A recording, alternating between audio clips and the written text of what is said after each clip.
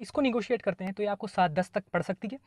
और अगर हम इस पे 7-10 पे अगर हम बात करें, अगर आप स्विफ्ट लेने जाते हैं तो आपको VXI मॉडल मिलता है जो सेकंड बेस मॉडल है, जिसमें ना आपको डिजिटल। तो दोस्तों, कैसे हैं आप सब? आज मैं आपको अपने इस चैनल पे ग्रैंड आई10 नियोस, जो कि स्पोर्ट्स वेरिएंट है मेरे पास, उसका आपको इंटीरियर रिव्यू और मैंने जो उस गाड़ी को चला लिया है 800 किलोमीटर लगभग, उसका आपको रिव्यू देने वाला हूँ। मैं आपको इस वीडियो में बताऊँगा कि इस गाड़ी के इंटीरियर के अंदर क्या क्या फीचर्स हैं और ये गाड़ी चलने में कैसी है, और 800 किलोमीटर मेरे खुद के पर्सनली चलाने के बाद इस गाड़ी में मुझे क्या कमी लगी और क्या मुझे इस चीज़ गाड़ी के अंदर एक अच्छी चीज़ें लगी, वो मैं आपको बताऊँगा। तो मैं आपको सबसे पहले बताना चाहता हूँ कि मैंने ये कार खरीदी है 7,40,000 रुपये की, मतलब कि 7,40,000 इसका ऑन रोड प्राइस है राजस्थान के अंदर। बट मैंने कुछ नेगोशिएशन किया और मुझे ये कार 7,15,000 रुपये की पड़ी थी, जो मैंने कि पिछले दिसंबर यानी दिसंबर 2019 में इसको ख़रीदा था। उसके बाद जैसा कि आप जानते हैं लॉकडाउन लग गया, और लॉकडाउन के बाद गाड़ी लगभग 3 महीने खड़ी ही रही, चल भी नहीं पाई। उससे पहले लगभग 750-800 किलोमीटर मैंने इस कार को चला दिया था। उसके बाद लगभग 10-15 किलोमीटर चली है लॉकडाउन के बाद, कि कहीं जाना नहीं होता। तो चलिए फिर मैंने सोचा कि एक वीडियो बना देते हैं जिसमें अब मैं गाड़ी के इंटीरियर के बारे में बताऊं और कार के मैंने जो 800 किलोमीटर्स को चलाया है उसके बाद मुझे कैसी लगी वो बताऊं। तो चलिए शुरू करते हैं। तो जो ये वेरिएंट है ग्रैंड आई10 नियो स्पोर्ट्स है, जो कि सिल्वर कलर का है मैनुअल ट्रांसमिशन के अंदर। तो देखिए, अगर सिल्वर कलर है तो यहाँ पे भी आपको सिल्वर ही दिखाई दे रहा है गियर बॉक्स के अराउंड। ये मैनुअल ट्रांसमिशन है, जो मैंने आपको पहले ही बताया है कि मैंने निगोशिएशन करवाया तो मुझे 7,15,000 के आसपास की पड़ी। तो आप जैसे कि सबसे पहले आप देखेंगे तो इस कार के अंदर आपको नॉर्मल फ्लिप की मिलती है, ना कि आपको पुश स्टार्ट स्टॉप बटन मिलता है। वो इससे ऊपर वाला जो वेरिएंट आता है एस्टा, उसके अंदर आपको मिलता है। इसमें आपको एक फ्लिप की मिलती है जिसमें 3 बटन आते हैं, लॉक, अनलॉक और बूट ओपनर का। ठीक है, अगर आप देखें तो ये जो है ये यहाँ लगती है, इसके अंदर नॉर्मल आप इसको लगा सकते हैं। और जैसे ही हम इसको चालू करेंगे, ये मुझे लगता है स्टीयरिंग लॉक हो गया है इसका, स्टीयरिंग, हाँ अब सही है। तो जैसे ही हम इसको चालू करेंगे, की को यहाँ से आप देखेंगे, तो मैं इसको चालू करता हूँ। और जैसे ही मैंने इसको चालू किया, इसका इंटीरियर जो हाफ एनालॉग और हाफ डिजिटल है वो चालू हो जाता है। इस सीट बेल्ट वार्निंग और एक बार जो गाड़ी स्टार्ट होती है जो सेंसर्स की उसकी आवाज़ आती है इसके अंदर। ये इसकी टच स्क्रीन है, जो इंजन स्टार्ट, माफ़ कीजिएगा, गाड़ी को आप जैसे इग्निशन ऑन करते हैं उसी के साथ आपकी ये गाड़ी का ऑन हो जाता है। अब अगर मैं आपको दिखाऊं इसके फीचर्स के बारे में, सबसे पहले हम बात करते हैं इसकी टच स्क्रीन, माफ़ कीजिएगा, इंस्ट्रूमेंट क्लस्टर से। तो ये हाफ एनालॉग और हाफ डिजिटल है। इसमें ये जो पार्ट है जो टैकोमीटर दिखा रहा है ये आपको एनालॉग है निडल फॉर्म में, और ये जो इसका स्पीडोमीटर है वो है आपका डिजिटल फॉर्म में। यहाँ पे ये जो 0 है ये मतलब आपकी स्पीड बताएगा। ये आपकी वार्निंग लाइट्स है, हैंड ब्रेक की लाइट है, सीट बेल्ट वार्निंग लाइट है, इंजन और बैटरी की है, और ये इंजन ऑन है इस वजह से। तो मैं आपको बताता हूँ इसके अंदर फीचर्स क्या क्या हैं आपके इंस्ट्रूमेंट क्लस्टर के अंदर। ये जो आप देख रहे हैं ये ट्रिप टू टैंक एम्प्टी का दिखा रहा है, माफ़ कीजिएगा, ये टैंक जहाँ पे आपका ख़त्म होएगा, मतलब कि ये है कि 68 किलोमीटर गाड़ी इस पेट्रोल में और चल सकती है। देखिए, मैंने 1815 किलोमीटर इस कार को लगभग चला दिया है। अब अगर मैं इसको देखता हूँ तो ये 13.2 किलोमीटर ये मेरा माइलेज दिखा रही है। 13.2, अब आप बोलेंगे बहुत कम है, जो कि ये है कि कल मैंने इसको सिटी में काफ़ी ड्राइव किया था, तो इस वजह से इसके अंदर माइलेज अभी कम शो कर रहा है। ये आपका इंस्टेंट माइलेज दिखाता है। यहाँ पे आपको दिखाता है कि आपकी एवरेज स्पीड कितनी है, किस स्पीड से आप गाड़ी चला रहे हैं। जैसे आप कभी 60 चला रहे हैं, कभी 80 चला रहे हैं, कभी 10-15 पे चल रही है, तो उस हिसाब से एवरेज निकालता है ये। उसके बाद ये आपका टाइम है कि आपका इंजन कितनी देर तक ऑन रहा है, जितनी बार आपने ड्राइव किया है। जैसे मैंने 815 किलोमीटर चलाई तो उसमें इतनी देर लगभग मेरा इंजन चालू रहा है। ये घंटे हैं और ये मिनट के अंदर बताता है। ये मेरी ट्रिप ए है जो मैंने पेट्रोल डलवाने के बाद रीसेट की थी, तो यानी मैं 136 किलोमीटर कार को ड्राइव कर चुका हूँ पेट्रोल दोबारा डलवाने के बाद में। ये ट्रिप भी है जो मैंने कल लगभग 4 किलोमीटर कार चलाई थी काफ़ी दिनों बाद, और ये वापस ही वही आ गया है टैंक एम्प्टी कि कितनी किलोमीटर बाद आपका टैंक खाली होएगा। यहाँ पे टेम्परेचर दिखा रहा है, और ये यहाँ पे आपको दिखा रहा है कि आपके फ्यूल कितना बचा है। तो चलिए अब हम बात करते हैं स्टीयरिंग की। जो इसका स्टीयरिंग है इस पर आपको नॉर्मल ये जो बटन है ये है आपका वॉइस कंट्रोल का, जो एप्पल और एंड्रॉयड कारप्ले चालू होता है तभी चलता है। ये मोड है जिससे आप ब्लूटूथ, FM रेडियो, USB आदि सेलेक्ट कर सकते हैं, जो भी आपको चाहिए। ये स्पीड अप एंड डाउन करने के लिए है, और ये ट्रैक को चेंज करने के लिए है। इसी के साथ ये जो है ये कॉल पिक करने के लिए और कॉल कट करने के लिए। क्रोम की हुंडई की बेजिंग मिलती है, एयरबैग मिलता ही आपको। इस साइड पूरा खाली है, कुछ भी नहीं मिलेगा आपको। ये आपके लाइट्स के कंट्रोल है और ये आपके वाइपर्स के कंट्रोल है। जिस तरह से आप देख सकते हैं यहाँ पे आपको कोई पुश स्टार्ट स्टॉप बटन नहीं मिलता, जैसे ही मैं ये दबाता हूँ इंडिकेटर चालू हो जाता है। ये है AC वेंट्स जो बिल्कुल मर्सिडीज़ के स्टाइल में है, पर एक कॉपी ही कह सकते हैं। क्वालिटी ठीक है, पियानो ब्लैक फिनिश के अंदर है यहाँ पे। ये जो इससे नीचे वाला वेरिएंट आता है उसमें आपको पियानो ब्लैक नहीं मिलता है, उसमें आपको नॉर्मल मैट ब्लैक मिलता है, जैसा कि ये ऊपर है वैसा ही यहाँ मिलता है। स्पोर्ट्स में आपको पियानो ब्लैक मिलता है। अगर हम इधर की तरफ बात करें तो ये क्रोम फिनिश में डोर ओपनर्स हैं, ये लाइट एडजस्टर है, और ये है आपका जो आपका साइड मिरर है उसको एडजस्ट करने के लिए, ये ओपनिंग के लिए, लॉक अनलॉक के लिए, चारों पावर विंडोज़। और ये है बटन जिसको अगर आप प्रेस करते हैं तो पीछे की विंडो जो पीछे बैठे होते हैं वो ऑपरेट नहीं कर सकते, ना खोल सकते हैं ना बंद कर सकते हैं, सिर्फ इसे फिर आप ही ऑपरेट कर सकते हैं इसको दबाने के बाद में। चलिए ये तो हो गई इसकी स्टीयरिंग, ये इसकी पावर विंडो कंट्रोल वगैरह। और अब अगर हम इधर देखते हैं तो ये है इसका टच स्क्रीन जिसमें आपको सब कुछ मिलते हैं। ये FM है, आपको अगर मैं ऑल मेन्यू में जाऊँ तो फ़ोन, ये इसकी मैनुअल। यहाँ पे आप वॉइस मीमो है जिससे आप कुछ भी रिकॉर्ड करके अपना रख सकते हैं कि हाँ कि मुझे क्या चाहिए। मतलब जिस तरह से आप कोई रिमाइंडर फ़ोन में सेट कर सकते हैं वैसे आप कार में भी सेट कर सकते हैं। ये आपके फेवरेट्स हैं, जो कॉन्टैक्ट वगैरह आप यहाँ पे फेवरेट से सेव कर सकते हैं। ये रेडियो है, एंड्रॉयड ऑटो, एप्पल कारप्ले। ये मीडिया है, मीडिया जब ही चलेगा जब आप यहाँ देख रहे हैं USB। इसमें अगर आप अपना फ़ोन या कोई USB ड्राइव लगाते हैं तो ये यहाँ पे ऑप्शन एनेबल हो जाएगा। इसके अलावा DRVM, अब यहाँ पे व्हीकल जैसे ही मैं आपका हैंड ब्रेक हटाता हूँ तो DRVM के ऊपर दबाता हूँ तो देखिए आप ये पीछे का दिखाता है और हैंड ब्रेक लगाते ही बंद हो जाता है। DRVM है मतलब जब आप गाड़ी चला रहे हैं तब भी आप पीछे का देख सकते हैं कि आपकी गाड़ी कैसी दिख रही है पीछे से, या आपके पीछे कौन चल रहा है। तो कई लोगों को दिक्कत होती है गाड़ी के अंदर राइट लेफ़्ट लेते हुए, तो वो इस चीज़ का यूज़ कर सकते हैं। काफ़ी अच्छी चीज़ है इसके अंदर। इसके अंदर कुछ बटन भी दिए हुए हैं जैसे कि डायरेक्ट जंप करने के लिए रेडियो, मीडिया पे। ये एक बटन है जो आप किसी भी चीज़ को अपना फेवरेट सेट करते हैं। मतलब इस बटन को जैसे ही मैं दबाता हूँ तो मैंने इसको DRVM पे लगा रखा है, तो जैसे ही मैं इस बटन को दबाऊँगा DRVM ऑन हो जाता है और बटन को दबाते ही दोबारा बंद हो जाता है। तो आप इसको ब्लूटूथ पे, FM पे या कॉन्टैक्ट पे किसी पे भी सेव कर सकते हैं। ये वॉल्यूम का बटन है जो कम ज़्यादा वॉल्यूम कर सकते हैं। ये ट्रैक चेंज करने के लिए है। यहाँ पे ट्रैक सीक और ये सेटअप वगैरह है जिससे आप इसको पूरे को कंट्रोल कर सकते हैं। यहाँ पे सेटिंग खुल जाती है। तो इस तरह से इंस्ट्रूमेंट क्लस इसकी माफ़ कीजिएगा टच स्क्रीन है जो काफ़ी बड़ी है, 8 इंच 7 या 8 इंच के लगभग है, एग्जैक्ट तो मुझे पता नहीं पड़ती है। ये भी पियानो ब्लैक फिनिश के अंदर ही आती है। रियर AC वेंट्स है, माफ़ कीजिएगा AC वेंट्स है। ये आपके पार्किंग लाइट्स हैं, hazard lights. Automatic climate control मिलता है इस कार के अंदर। 2 USB चार्जर मिलते हैं, एक नॉर्मल एक फास्ट चार्जर, जो कि बहुत ही अच्छी चीज़ है। जो इससे ऊपर वाला वेरिएंट आता है एस्टा, उसके अंदर आपको एक 12 वोल्ट का सॉकेट और मिलता है जिसके से प्लग लग करके और यहाँ पे वायरलेस चार्जिंग की प्लेट लग जाती है। और तो उसके अंदर वायरलेस चार्जिंग भी एक अच्छा आता है, जो जिनके फ़ोन में वायरलेस चार्जिंग है वो उसका यूज़ कर सकते हैं। उसी के साथ ही ये ऑटोमेटिक माफ़ कीजिएगा मैनुअल ट्रांसमिशन है जिसमें 5 गियर है। और ये है आपका हैंड ब्रेक, 2 बोतल रखने के लिए स्पेस।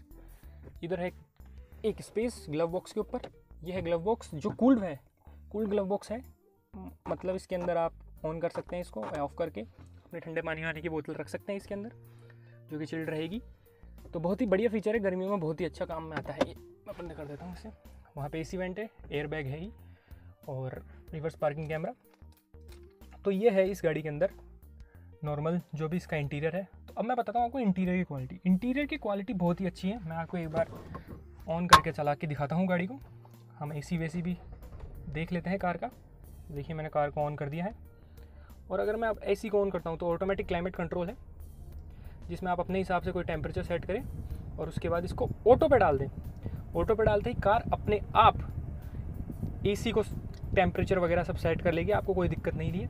ये बटन है बाहर से एयर लेने के लिए। अगर आप इसे बंद करते हैं तो गाड़ी के जो अंदर की तरफ जो एयर है वही कार अपने अंदर वापस वेंट्स में लेती है और उसी को चिल्ड करके वापस कार के अंदर छोड़ती है। तो अगर आप इस बटन को यूज़ करते हैं तो इस बटन को यूज़ करने के बाद आप फ्रेश एयर बाहर से ला सकते हैं। तो इसको मैं बंद रखता हूँ अभी। तो ये देखिए ऑटोमेटिक क्लाइमेट कंट्रोल है, फ्रंट डिफोगर, रियर डिफोगर के लिए। तो अगर आपके विंड स्क्रीन पे धूल या धुआं माफ़ कीजिएगा धुंध वगैरह आती है तो आप इसको चालू कर सकते हैं, जो सर्दियों में बहुत ही ज़्यादा काम आता है। एसी एयर क्वालिटी बहुत ही अच्छी है, काफ़ी अच्छी गाड़ी चिल्ड कर देती है। मैं भी गाड़ी की एसी ऑन करके बैठा हूँ, मुझे कोई दिक्कत नहीं आ रही। और मैंने काफ़ी लोगों के साथ 4-4 लोगों को 5-5 लोगों के साथ ट्रैवल किया है, तो 24-25 डिग्री के अंदर ये एकदम गाड़ी को एकदम चिल्ड कर देता है और इसके अंदर आपको अच्छा माइलेज भी मिलता है। तो ये बाकी आप सब देख सकते हैं। तो चलिए मैं आपको एक बार इसके पीछे से व्यू दिखा देता हूँ कि पीछे से आपको गाड़ी देखने में कैसे लगती है। चलिए पीछे की तरफ चलते हैं। तो जैसा कि आप देख रहे हैं, ये पीछे की सीट पर बैठा हूँ मैं। यहाँ पे आपको रियर एसी वेंट मिलता है, जो इस कार के अंदर बहुत ही बढ़िया फीचर है। ये एक तरह से देखा जाए तो रियर ब्लोअर है, रियर एसी का कोई मतलब नहीं है, पर पीछे वाले जो पैसेंजर होते हैं उनके लिए बहुत ही बेहतरीन है। अच्छा फ्लो मिलता है उनको यहाँ पे एसी का, और ज़्यादा गर्मी जब रहती है तो बहुत ही फ़ायदेमंद रहता है, गाड़ी को जल्दी चिल्ड करने में भी काम में आता है। इसके नीचे आप देखेंगे अगर, तो आपको मिलता है 12 वोल्ट का चार्जर, 12 वोल्ट सॉकेट, माफ़ कीजिएगा। और ये है, इसमें गाड़ी के अंदर जो हेडरेस्ट है वो फिक्स है, बट ये अपनी अपनी ज़रूरत के हिसाब से है। अगर इससे ऊपर वाला वेरिएंट लेते हैं एस्ट्रा, तो उसमें भी आपको ये हेडरेस्ट फिक्स ही मिलते हैं, यानी कि नियोस के जितने भी वेरिएंट आते हैं उसके अंदर आपको ये हेडरेस्ट फिक्स मिलते हैं। बट जो रियर हेडरेस्ट है, जैसे कि ये देख रहे हैं आप, ये भी फिक्स है इस कार के अंदर, बट एस्ट्रा के अंदर ये आपको फिक्स नहीं मिलते हैं, ये आपको एडजस्टेबल मिलते हैं। तो अगर मैं देखूँ तो सीट की जो क्वालिटी है वो बहुत ही बेहतरीन है। यहाँ पे भी आपको बटन मिलता है पावर विंडोज़ का, ये क्रोम फिनिश डोर ओपनर्स, और 4 स्पीकर आपको इस कार के अंदर मिलते हैं, जिसमें आपको आर्कमीज का प्रीमियम साउंड मिलता है। तो बहुत ही बेहतरीन म्यूज़िक सिस्टम है। मैं यहाँ पे आपको चला के नहीं सुना सकता क्योंकि म्यूज़िक के अंदर कॉपीराइट का इशू आ सकता है इस वजह से, पर आर्कमीज का प्रीमियम साउंड मिलता है इस कार के अंदर, जो कि मुझे नहीं लगता इस सेगमेंट में किसी भी कार के अंदर, हाँ आपको टियागो के अंदर ज़रूर JBL का मिलता है, पर आर्कमीज का इसमें मिलता है, जो भी बहुत ही बेहतरीन है। और इस तरह से आप देख सकते हैं पीछे से आपको कार कैसी दिखती है। पीछे इस कार के अंदर अच्छा स्पेस है, 2450 mm का इस जो कार का व्हील बेस है, इसके अंदर काफ़ी अच्छा स्पेस है। जो पुरानी वाली ग्रैंड i10 है उससे लगभग 25 से 50 mm ज़्यादा स्पेस है पीछे इसके अंदर, बड़ी कर दी गई है कार को, जिससे इसके अंदर स्पेस अच्छा हो गया है। ये सीट मैंने अपने हिसाब से एडजस्ट कर रखी है, आप देखिए कितना अच्छा स्पेस मिल रहा है। बहुत ही बेहतरीन अंडर थाई सपोर्ट है इस कार का, और बहुत ही बढ़िया कार है। तो अगर अब हम चलते हैं वापस इसकी फ्रंट सीट पे और बात करते हैं इस कार की राइवल्स की, और क्यों उनसे ये बेहतर है, क्यों ये एक अच्छा पैकेज है। और इसकी NVS लेवल भी मैं आपको सुनाऊंगा कि कार को स्टार्ट करने के बाद आपको वाइब्रेशन कितना महसूस होता है और कितनी आपको इसके अंदर आवाज़ आती है कार को के इंजन की कैबिन के अंदर। तो चलिए आगे चलते हैं। तो जैसा कि हम आगे की सीट में आ चुके हैं, अब मैं इसका इंजन स्टार्ट करता हूँ और आपको सुनाता हूँ इंजन की नॉइज़ कितनी आती है कैबिन के अंदर। तो आप सुन सकते हैं,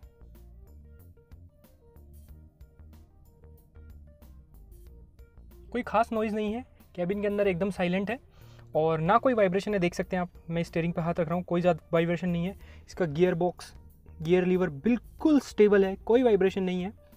तो वाइब्रेशन और NVS लेवल तो इस कार के अंदर बहुत ही कम है, वाइब्रेशन तो बिल्कुल भी नहीं है अगर आप फील करेंगे तो मैं कह सकता हूँ कि बहुत ही बेहतरीन कार है इस मामले में, वाइब्रेशन के मामले में और आवाज़ के मामले में। अब मैं इसकी बात करता हूँ, मैंने इसको 800 किलोमीटर इस कार को चला दिया है। मेरे को इस कार के अंदर क्या क्या अच्छी चीज़ लगी, क्या क्या बेकार चीज़ लगी, वो मैं आपको बताता हूँ। तो जैसा मैंने इस कार को 800 किलोमीटर चला दिया है, तो मुझे इस कार के अंदर इसका इंटीरियर सबसे बेहतरीन लगा।